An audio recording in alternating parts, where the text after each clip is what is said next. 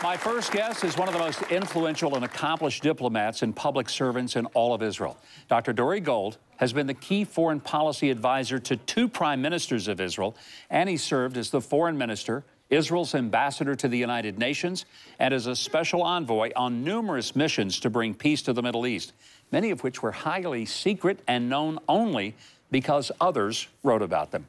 He's perhaps the most knowledgeable person alive regarding the Middle East peace process, and I'm proud to count him as a personal friend. Would you please welcome Ambassador Dore Gold. Dore, so nice to have you here.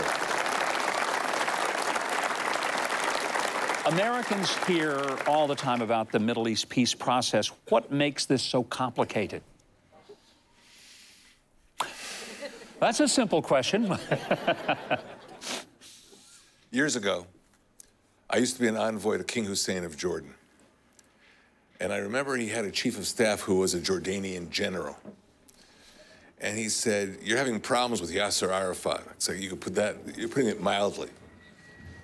Yasser Arafat was the head of the PLO. He headed the Palestinian Authority after the Oslo Accords were signed. And he said, "I have an idea. Take a pen and a piece of paper to your next meeting in the Gaza Strip with Arafat and ask him, what do you want? Just draw it. Draw your map." Guess what? He didn't draw anything, because they have refused to really define a goal of peace. Now, we get pressed by the world. We get pressed on college campuses. We get pressed by the European Union.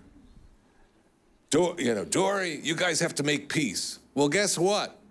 Get me a map from the other side and we'll talk. You know, what you just said is I think, something people don't fully embrace, and that is that back in, was it 1995 or 2005, when Israel virtually said to Arafat, here, 95% of what you want, supposedly. What is it you want? The Judea, Samaria, take it all. And he walked away from it. Why? He's walked away. His deputy, who's now the head of them, Mahmoud Abbas, keeps walking away because they don't want a peaceful arrangement. They don't want to end the conflict. They have too much to gain by having a conflict. First of all, with their radicalized population. Second of all, with some of the most extreme elements in the Middle East, like Iran.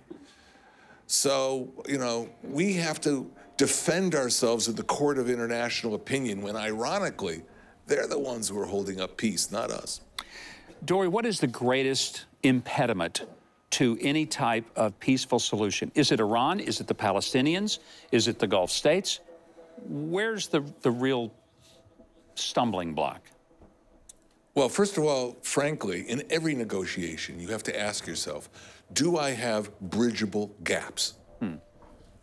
Maybe simply we can't meet in the middle. Now, Israel has met in more than the middle. It has been willing to make unprecedented concessions. I don't favor making unprecedented concessions. I don't see how we're going to give up Jerusalem.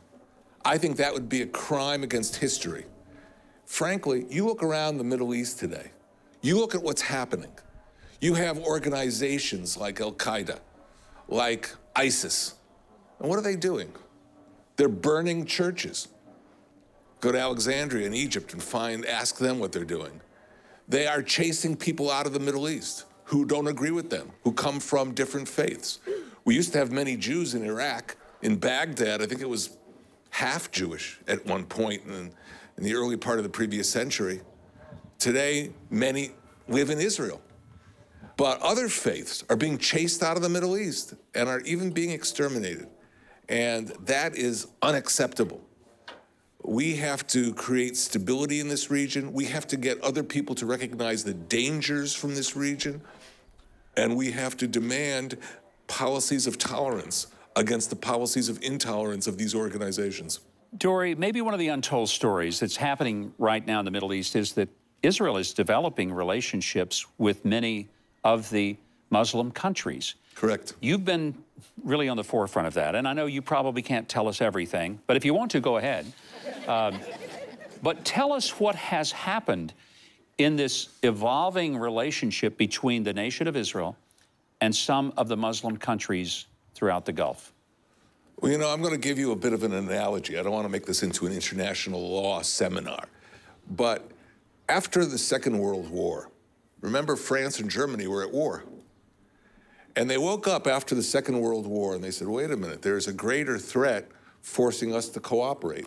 And that greater threat was the Soviet Union, which had tank units sitting in East Germany, Czechoslovakia, and that forced many countries who previously had been enemies to pull together. And at that time, you had unbelievable American leadership of Harry Truman, of Dwight Eisenhower.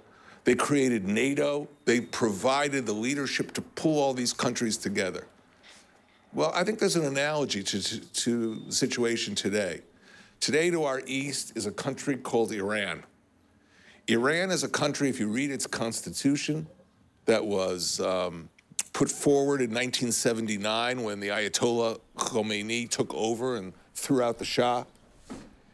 That constitution calls for the export of the Iranian Revolution. They want to take over the whole Middle East.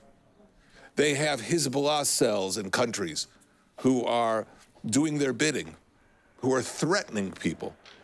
And as a result, countries like Saudi Arabia, who is as far from Israel as you can imagine, are sort of probing of relations with this country. And then the smaller Gulf states are much more overt. In fact, it was in the New York Times, it was a number of newspapers. We opened an office in Abu Dhabi, we, the state of Israel. Not an embassy, not a consulate. It was simply an office for a renewable energy organization called IRENA. And I opened it personally a few years back. To think that Israel would have an office in IRENA, to have in Abu Dhabi, to have a full-time ambassador sitting there, living in a section of Abu Dhabi called Masdar City. Well, we have that today. And we have many contacts with virtually all the Arab states who are interested in relations with Israel, who are afraid of Iran, and they have still been nervous. I think they're nervous to this day about the impact of ISIS in the Middle East. Well, Dore, I want to say thank you. I also want to say how grateful many of us as Americans are that our nation is now recognizing Jerusalem as the capital of Israel and as an undivided city. And I hope that that has brought some sense of relief to the people of Israel and especially to the people of Jerusalem. Thank you so much. Thank you, Governor. Very happy to have you here. Our thanks to Ambassador Dore Gold. And I want to recommend his extensive writings for a deeper understanding of the Middle East. He currently leads the Jerusalem Center for Public Affairs. You can learn more at jcpa.org.